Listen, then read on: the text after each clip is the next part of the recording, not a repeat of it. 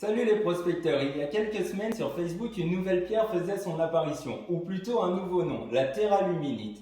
Il s'agit d'un nom ouvertement commercial pour désigner un granit rose. Les noms commerciaux dans les minéraux, ce n'est pas nouveau, et il y en a plein. C'est ce que nous allons voir avec les 7 pierres suivantes.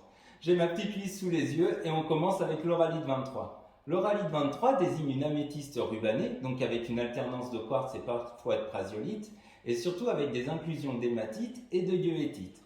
Son nom, Auralite 23, viendrait du fait que cette améthyste contient 23 éléments chimiques ou minéraux différents, ce qui est bien évidemment faux. La seconde pierre est l'azestulite.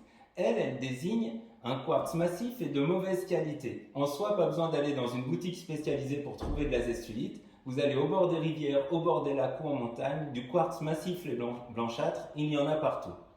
La troisième pierre est la moldavite blanche. Et là, vous avez été nombreux à me la demander suite à la vidéo sur la tektite et la moldavite.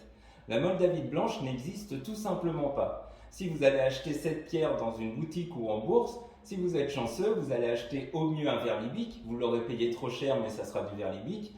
Au pire, et là où vous serez fait avoir, de la calcite blanche. Et là, c'est vraiment moche. La quatrième pierre, c'est la quantum quattro. Un quartz associé avec de la malachite, de la chrysocole, de la chatutite et de la dioptase. Quantum quattro. Elle vient souvent de Namibie. La cinquième pierre, c'est la sprophésistone, la pierre des prophètes. Il s'agit en réalité d'une pyrite qui s'est transformée en limonite. En gros, une pyrite qui aurait rouillé. La sixième, c'est la merlinite. La merlinite désigne une opale ou une agate dendritique. À ne pas confondre avec la mystique merlinite qui est là un gabbro, une roche magmatique.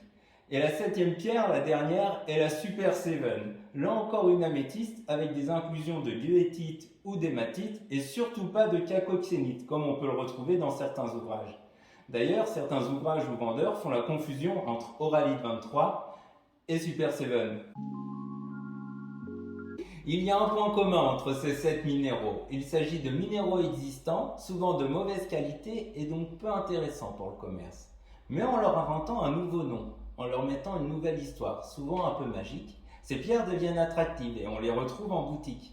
En soi, ce n'est pas un problème de mettre un nom commercial sur une pierre, ça peut même montrer une spécificité de cette pierre.